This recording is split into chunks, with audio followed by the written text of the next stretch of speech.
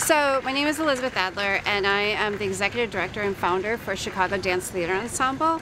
I founded the organization back in 2001, and I can say that we are Chicago's only multidisciplinary arts organization that does both performance work and arts education, and it's dedicated to social justice and socially conscious performance work. What prompted you to start? You know, I've been asked this a lot, and when I was in college, I was involved in a very abusive relationship, and I love ballet. Ballet is my longest love of my life, but after going through that experience, it changed me, and dancing ballet, which wasn't the same for me anymore. And then being in college, I started learning about like Pina Bausch and the German Expressionist movement, and I was like, this is where I started finding my voice. And especially a lot of the artists who was coming out of after World War II and the work that they were creating, and it's how I found my voice. And that's why I decided to start the company. And at that time, there wasn't any organization that was doing anything like this here in Chicago. Goat Island was very similar, but they were much more physical theater where I still wanted to dance. So that's why I started it. Sure, my training. So I got my start at the Milwaukee Park District, and after about a year and a half of being there, my teacher was like, told my mom, I can't teach her anymore. You need to send her somewhere else. So I then the next summer was enrolled in William Riley Academy of Ballet in Milwaukee. And William Riley was Jerome Robbins' ballet master, and it was an amazing dance education I had. And then later on in high school, I started taking jazz with Van Collins, and you know, I just started from there exploring dance. Yeah. Yes. So I came up, I took a year off to dance, and then I got a full scholarship to Roosevelt University. So I went there for undergrad, and then I did grad work at UIC. And people always ask me, why did you decide to go to Roosevelt and to UIC? Because they don't have a dance program. And my reasoning is because I felt like I had already been in the studio world, and I could still keep taking classes, but I wanted to, you know, expand my arts background. So like I was taking poetry classes and writing classes, but also knowing that someday I wanted to start my own arts organization. I also had the opportunity to do business classes as well, business to the arts. So that's why I chose to go there. I'm so sorry, I cannot.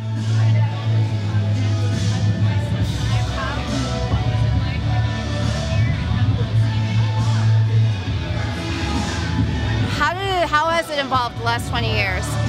I would say one of the big things that happened is we didn't have organizations like See Chicago Dance, for instance. I would also say that how it's really evolved is there's much more different styles happening, and many more like dance studios and people doing pop-up performances at different studio spaces, which I think is great, because before we got our space in Andersonville, we were doing performances at dance studios and wherever, because like renting some of these theater spaces is really expensive. So doing these pop-up performances really allowed us to expand. And I think it's really great that people are still doing these at like gallery settings, and I'm just seeing more growth of like smaller and mid-size studios and organizations that are around. And I think one of the things that I feel sad about is like the passing of like Nana Scheinflug, and like people who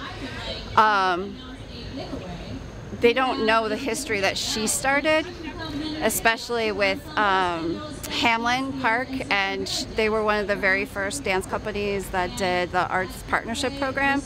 And you know, because of my background and also working with Arts Ed and seeing what Nana did with the Chicago Park District, that's why we're also a huge supporter of the parks as well. So I've seen like the Arts and Cultural Department also grow within the Park District and giving opportunities for dance as well. Yeah. At what point did education become a part of it? Actually, it was always there from the beginning. So I always say that the way that I was able to pay for my dance habit was because I was always teaching or assistant teaching as well. And when I had the opportunity to start the company, I was already teaching with an organization called Pros Arts, which was founded by Jean Parisi in Pilsen, and she really encouraged me to start an arts ed program as part of Chicago Dance Theater. So that's one of the reasons why I think that we're so unique, is because we've always had a performance side and we've always had an arts ed side. And we started our first program with 7 kids, and 19 years later we have 5,000 kids a year we work with and hire 12 teaching artists, and it's really amazing because what that opportunity does is it allows us to not only give the kids the experience to do dance, but we're also teaching them dance appreciation so that they can come see our shows. And we're starting to see this now because I now have kids in college who either come back and like they've worked for us, or you know, they're coming and seeing our shows. And education is just part of the process, even with our performances, because we do so much social justice. We often have talkbacks, or we have community members who come in and talk about whatever the subject is, so that even if we're doing, say, a show that has topics about domestic violence or the women's voice, we're also giving people, the audience members, resources as well. So audience engagement and audience participation goes hand in hand with our education mission. Yes, it is.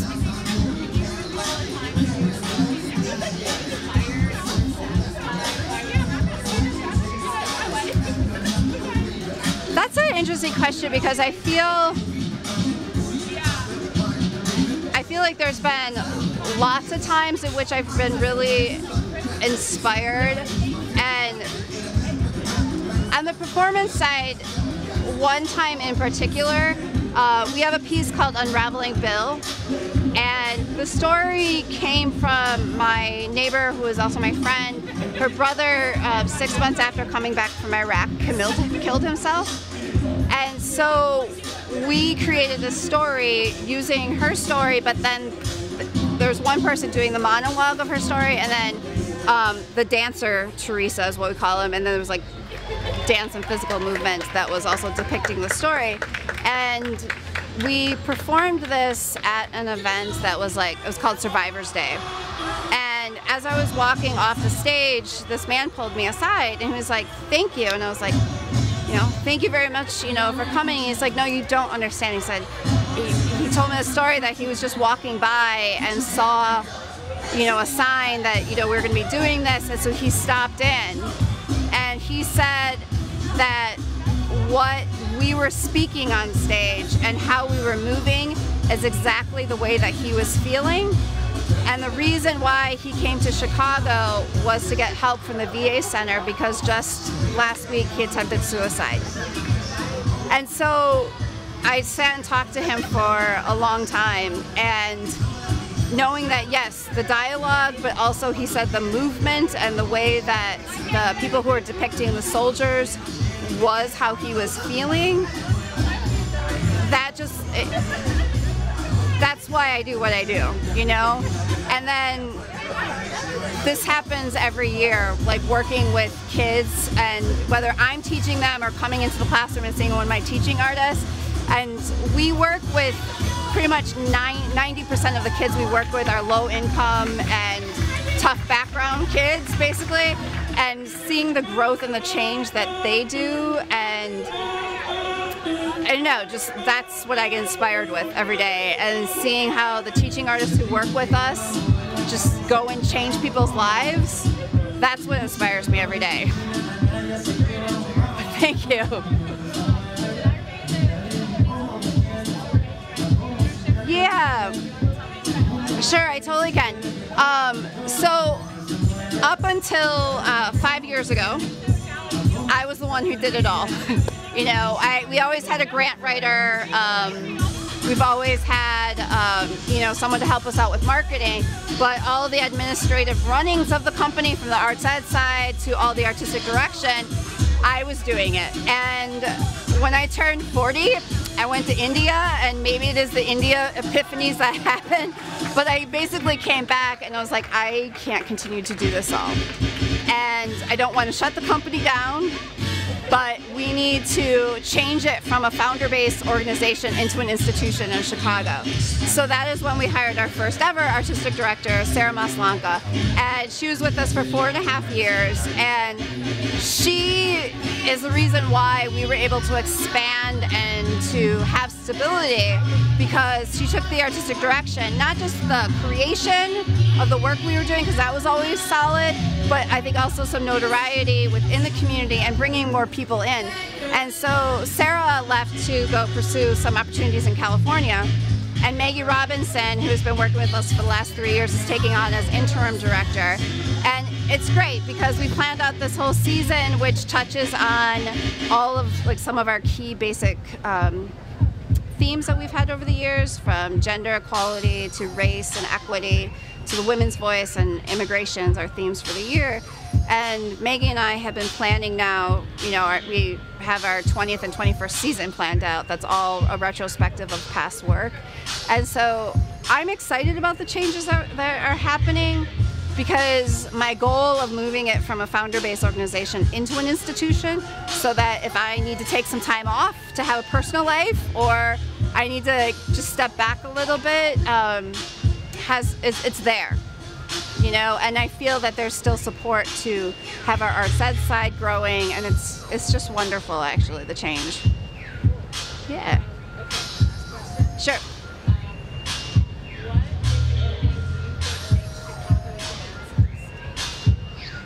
Sure. I think the things that make Chicago Dance Theater distinct is we have always had an equal dedication to both performance and arts education at the same time.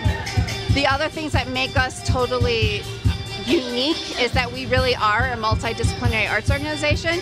So you come see our work and you will see dance, you will see theater, multimedia, in whether it's video or sound designs and written scripts.